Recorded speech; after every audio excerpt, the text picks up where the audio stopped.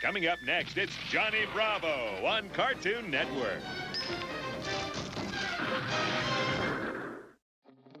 Here you are in 1997. You're sitting in front of your television and waiting for the newest show from Cartoon Network, when suddenly you're met with a tall, blonde, goofy guy. And after just a few seconds, it becomes clear this guy wants to date some ladies. You aren't sure what is about to be broadcast, but you're excited. And as the episode starts, you realize this show was pretty good. What you didn't know was that the show you were watching would become an icon right before your eyes. Hey everybody, what's up and welcome back to Macabre'Gorium Labs presents School of Boredom, showcase of things likely forgotten. My name is Bats, and today we're going to talk about lesson CN 103, a date with Johnny Bravo, a ladies' man to nobody.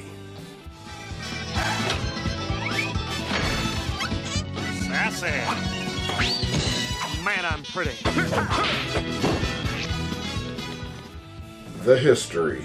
Originally created in 1995 by Van Partible, Johnny Bravo is the second of the network's cartoons. As I mentioned in my video about the What a Cartoon Show, it would be those pilots that spawned an entire series and one of the network's most iconic characters. According to the show's history, Johnny Bravo started as a school thesis project by Van Partible that was originally about an Elvis impersonator. However, after some trials, hijinks, and errors, this short would find its way to none other than Hanna-Barbera.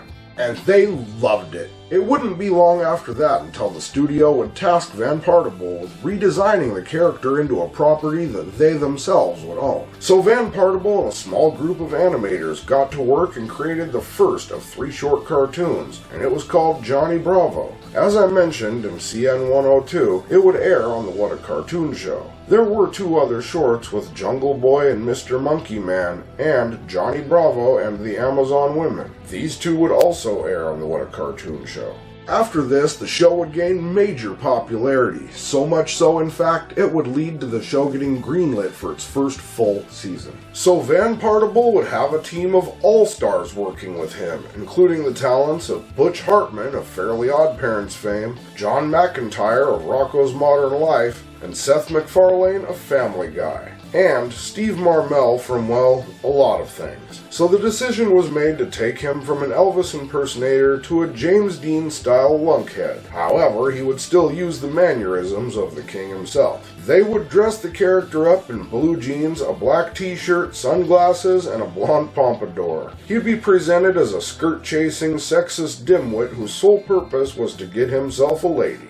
Now, this show was known to push boundaries with its adult jokes, violence, crass humor, and edgy situations. During a couple of interviews, it has been said that both Van Partible and Butch Hartman have stated that the network didn't really care about the edgy stuff, and that there were actually very few restrictions. This is in wide belief that it is because the executives thought nobody watched the network, so there was little risk of crossing too many lines. Partible has said that he wanted the cartoon to be reminiscent of classic Saturday morning cartoons, with a middle segment that would be like Johnny Bravo Meets, where the titular character would get to meet a celebrity that would be involved with the segment's story. There was a long list of celebrity and well-known cartoon character cameos throughout this show, and the show used a lot of references to pop culture as well. However, some of the most notable cameos are Donny Osmond, Santa Claus, Adam West, Seth Green, Shaq, Scooby-Doo, and many other Hanna-Barbera cartoon cameos. The problem with success. Things were looking good. However, the best-laid plans often go awry. And after its first season finished in 1997, Van Partible would be let go from the studio. But it's not what you might think. This only happened because the super smart, very intelligent, big-brained, heavily in touch, and best decision-making company ever, Warner Brothers, would take over Turner, and with it, Hanna-Barbera. It was at this point that the studio would make the brilliant decision to suspend the show. But, because money, In 1999, seemingly out of nowhere, they would give the green light to Johnny Bravo for 2 more seasons. Only this time around, the creator of the character and show would be replaced by Kirk Tingblad. Bringing Tingblad on would force the show to stray away from the original in several ways, including art style, the humor and basic vibe, and this new Johnny Bravo would become the norm. The comeback. And wouldn't you know it, after season 3 wrapped up, the show would get suspended yet again in 2002, only to be brought back in 2003 for season 4, the final season. But this time, Van Partible would return to co-direct and the show would return to its roots and go back to having the feel of season 1. But it is also worth noting that the Jungle Boy segments would be dropped for the final season. Like I said, a majority of the episodes were about Johnny trying to get himself a lady, but there were some episodes that were just adventures. Who's who? Let me know your favorite Johnny Bravo episodes in the comments. But who was it that brought this show to life? Well, this show had an all-star cast of voice actors, starting with the man himself, Johnny Bravo. Johnny Bravo was voiced by the hilarious Jeff Bennett, whom fans of my channel know as the voice of Dexter's dad from Dexter's Lab. It has been said that Jeff Bennett used an impersonation of Elvis Presley to bring the character to life, and that's kind of obvious. Next up is Bunny Bravo, Johnny's mama. Never seen without her glasses, Bunny Bravo was voiced by Brenda Vaccaro, and I feel like she did a great job of bringing to life the mom of a full-grown man-child. Bunny is a fun character, and although she is smarter than Johnny, she's also not very smart herself. That's not to say that she wouldn't do anything for her baby boy. Next up is Little Susie. It has been said that this little girl was highly intelligent and that this little smarty pants was voiced by one of my favorite voice actors ever, Mae Whitman, whom I'm sure most of you know as the voice of Katara on Avatar: The Last Airbender, though she has had many roles.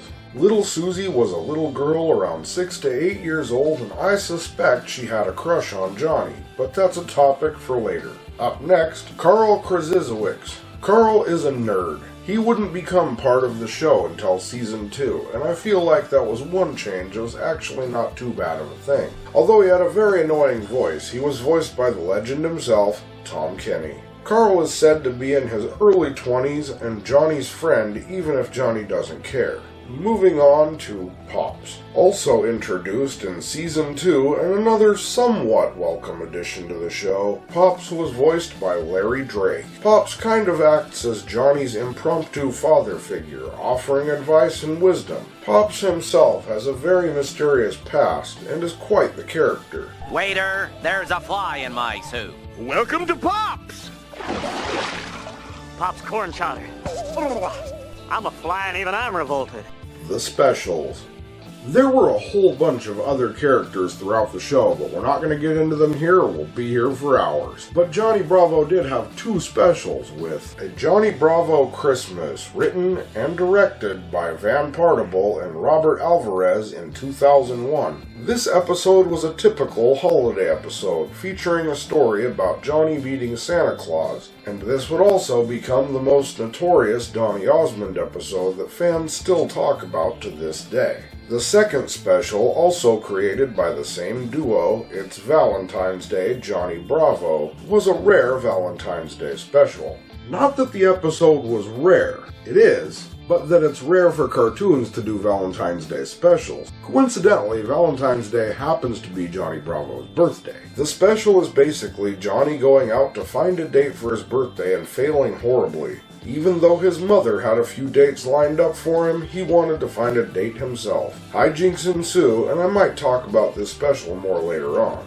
And finally, there was one more special. However, we didn't get it here in the US. I'm talking about, of course, Johnny Goes to Bollywood.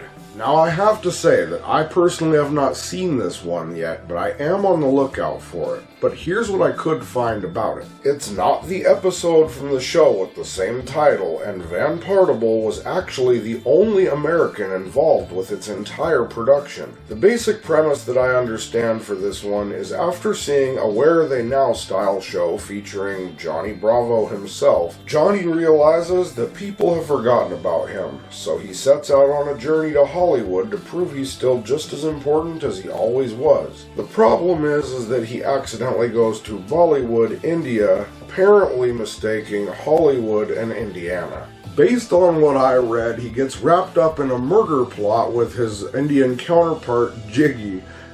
And I'll try to cover this one at some point this season if I can find it. The merchandise.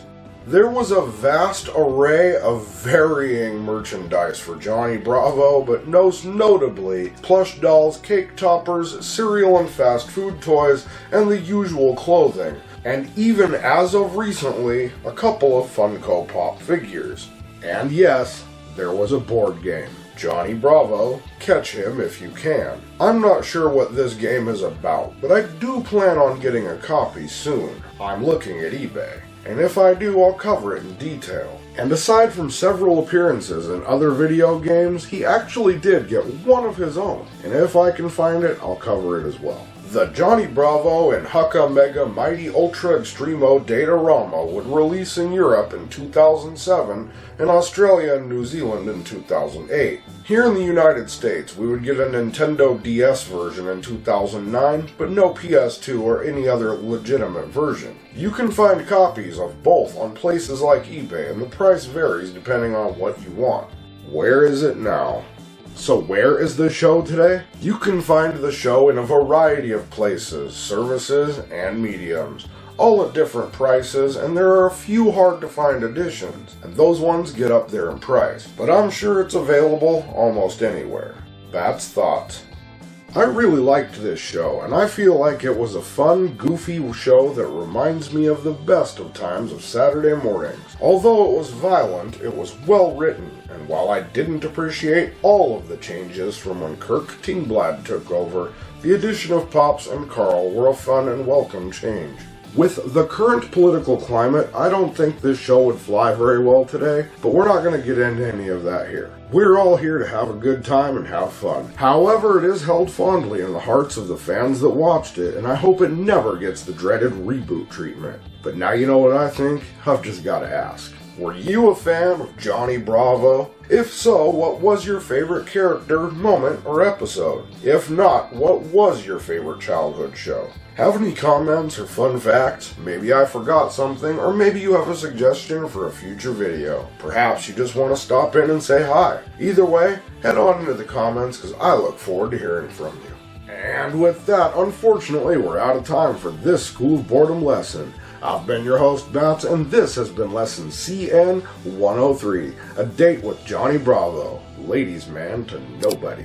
Sure to check back next time because you never know what we have in store, and as usual, think for yourselves, be excellent to each other, and of course, keep it creepy. His hands were registered as lethal weapons. You gotta teach me that move.